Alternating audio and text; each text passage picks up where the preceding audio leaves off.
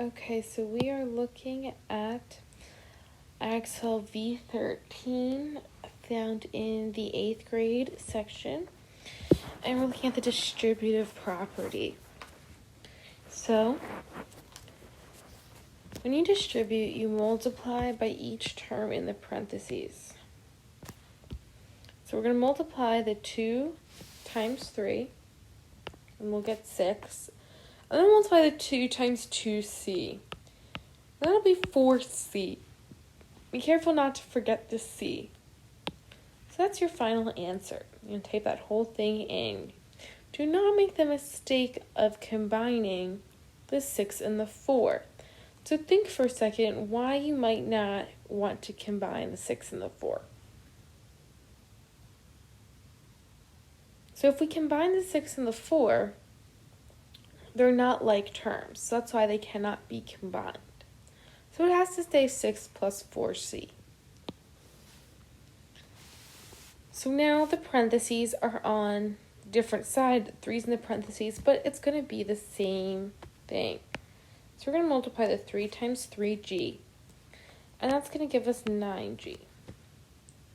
Now we're going to multiply the 3 times 3, and that's going to give us just a normal 9. And that'll be our final answer.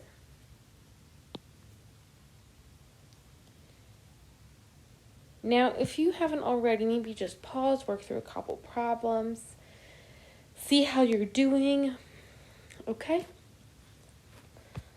And then come back to the video.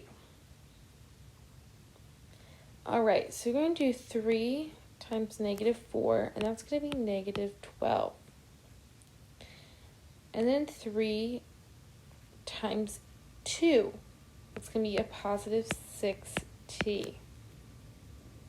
So you're going to put this whole thing into your box. Now keep in mind the 3 times a negative 4 is a negative 12.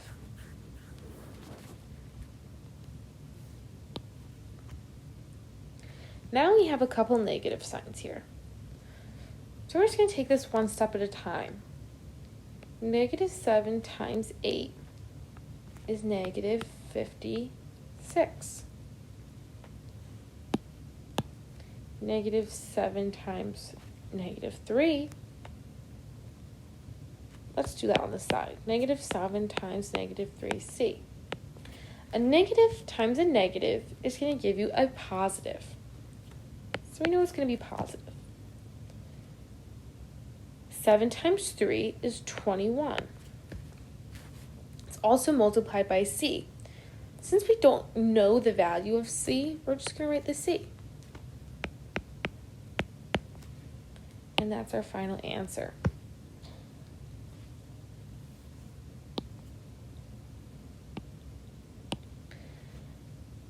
So now we have two negative signs again. And again, we're just going to take it one step at a time. 3 times negative 2 is negative 6. 3 times negative 7y. Let's do that on the side. 3 times negative 7y. A positive times a negative is going to give you a negative. 3 times 7 is going to be 21. And there's a y, and we're multiplying, so we're going to keep the y because 21 times y is still 21 times y. And that's our final answer. If you have any questions, please let me know as always.